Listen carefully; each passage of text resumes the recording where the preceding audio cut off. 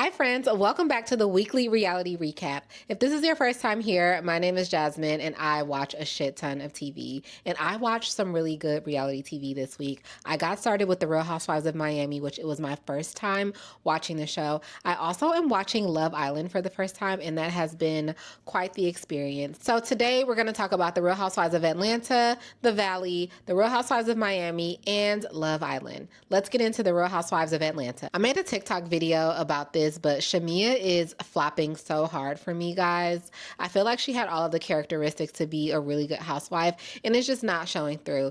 And I want to address something that I saw a couple of people comment on my TikTok video, and they said, we saw Shamea's wealth, and we automatically assumed that that would make her a good housewife. And to that I say, yeah, that's kind of what we look for with housewives, right? We're looking for them to have wealth and an aspirational lifestyle. But outside of that, Shamea also had a couple of other characteristics that I thought could have really set her up to be the mainstay of the Real Housewives of Atlanta. She's literally the bridge to all of the friendships within the group right now, and she explained that in her very first episode. She also has a lot of ties to the Atlanta community. She works a lot with the Hawks. She was on the radio. So Shamea has all of the ties to the city and the different people who run in various Atlanta circles. And so yes, in addition to her wealth and her nice home, she has the family, she has the connections, and she seemingly knows or is 1 degree separated from all of the women who are on the current cast. All of that together should have made her a really good housewife,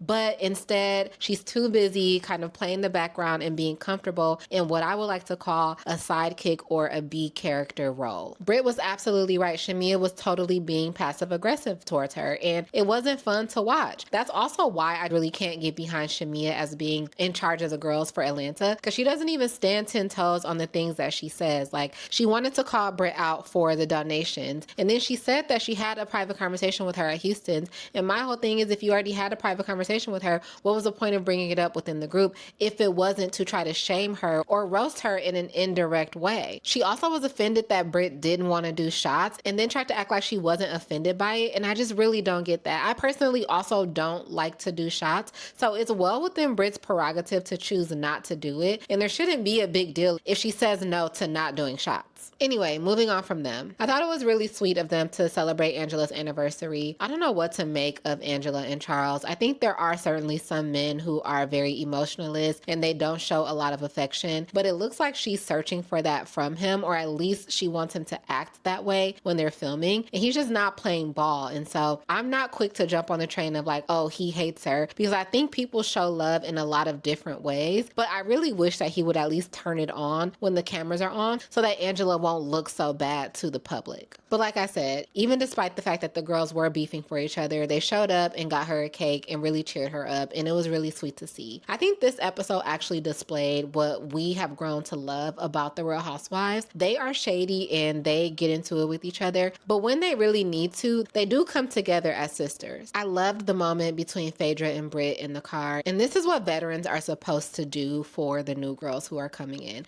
They're supposed to sit them down and tell them, hey, this is how you approach the group.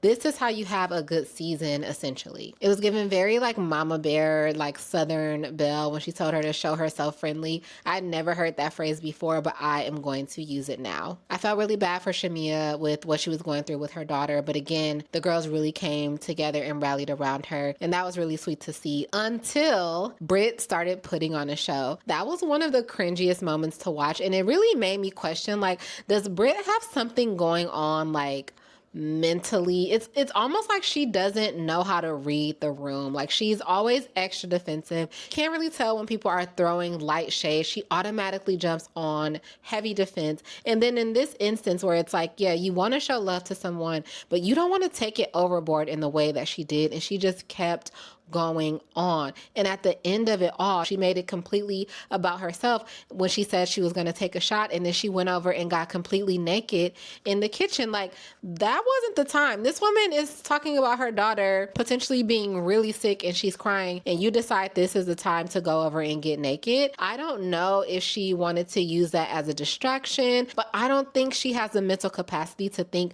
let me distract her from being sad. I think she just wanted to make the moment about her, and it just adds to like the Brit is weird tally that I have going on. I don't know. This lady is strange. Let's move on to the Valley.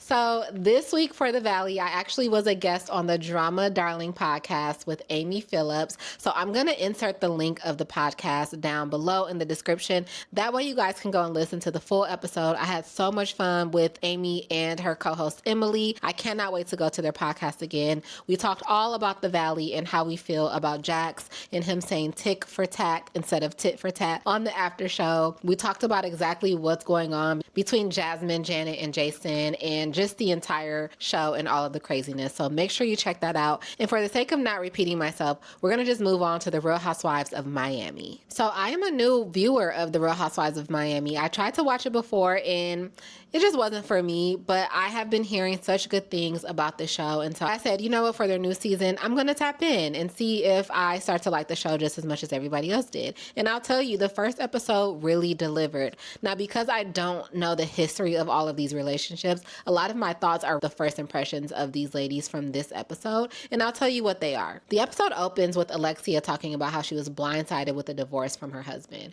When people say that they are blindsided by something like a divorce or a breakup, I'm always questioning that because I feel like you can feel when somebody's energy and feelings start to change about you. So I don't necessarily know if people are actually blindsided or if they just choose to ignore the changes that they can see in their partner. And based on how the rest of the episode went, I can tell that Alexia is probably one of those people who just chooses to ignore things when they seem to be negative. Because even when they show that 5 months later, Alexia is talking about how she's still married and she is now seeing her husband again and they're going on dates together, they're being photographed, and she's talking about how she just didn't bring up the fact that he moved out of their house while she wasn't there, got his own apartment, and then filed for divorce. She says she doesn't want to talk about that to him because she doesn't want to bring up any negative feelings. And that's sad to me because she'd rather tiptoe around it versus just having the hard conversation. I thought Larsa crying over her breakup with Marcus Jordan was comical because, girl, he is a child.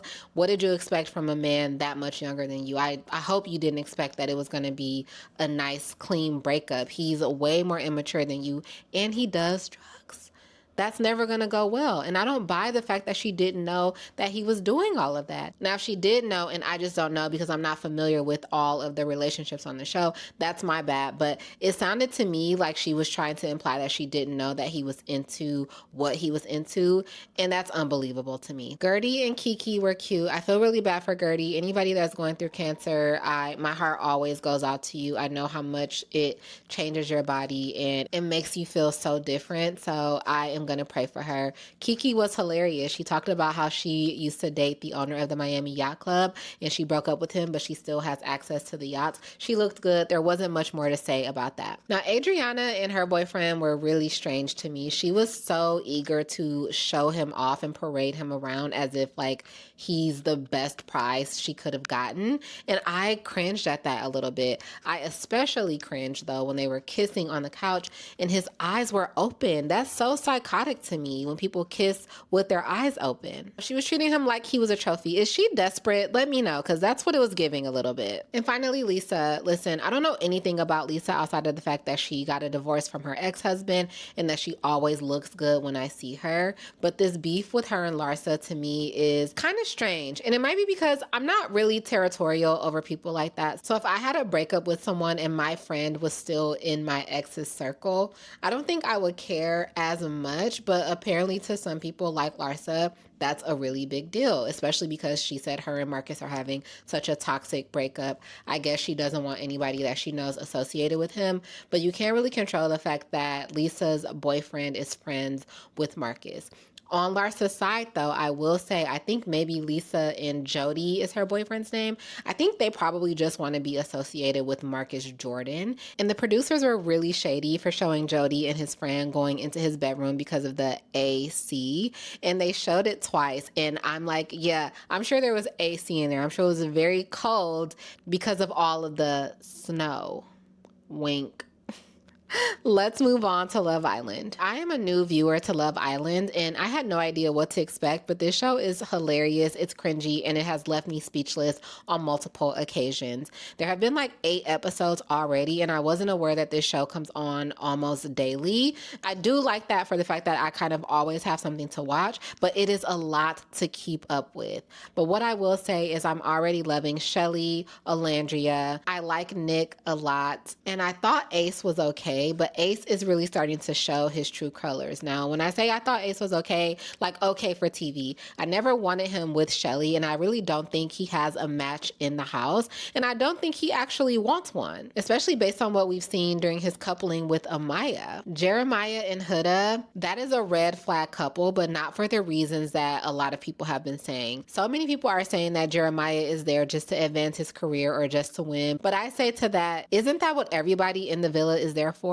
They're all there to be influencers or enhance their career, and they are all there to win the money. That's the purpose of going on a show that is gamified. You want to win in the end. So him bringing up the fact that he wanted to win with Huda, that doesn't strike a chord with me. What does strike a chord, though, is the way that they are interacting and being so closed off from everybody in the villa. They should have gone on a show more like Married at First Sight or Love is Blind, because Love Island, from what I've gathered, it should be a show where you're running around kissing everybody, flirting with everybody, and then eventually you find someone that you really like and you stick with them. But they're only a couple of days in and they're acting like an old married couple already. So I'm actually curious to see if that's going to blow up in their face or if they make it all the way to the end together. If they do, I certainly don't think that they're going to win, because I believe winning is based off of the public's votes, and it doesn't seem like the public is really here for them like that. I said this on my TikTok, but I really want Alandria to have a man. Taylor is not it.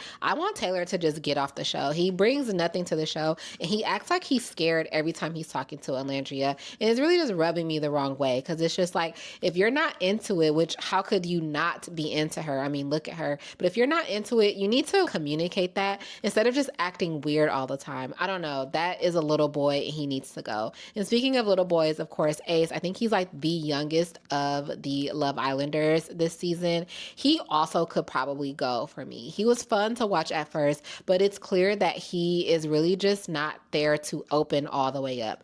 And to his point, says that he's a slow burn, but I feel like he's really just there to self-produce and continue to build his social media career. But I feel like on a show like this, it could actually hurt more than it helps. And then my last thought is about Austin. There were people calling for Austin to be voted off because he voted for Donald Trump, I think. Now, I don't know if it goes deeper than that, but I just want to say we can't expect a TV show to vote people off based on their political beliefs. That's just never going to be a thing. And so I think it's a wasted effort for people to call for him to be removed from the show in the way that Yulissa was, because it's not the same thing. I personally think that he really is into Shelly, but only time will tell, and we'll see where their relationship goes from here. I have more thoughts, but like I said, I think I need to do a separate Love Island video so that I can get everything out and not make this video 10 hours long. So I'll go record that, and then I'll see you for the weekly reality recap next week. Bye.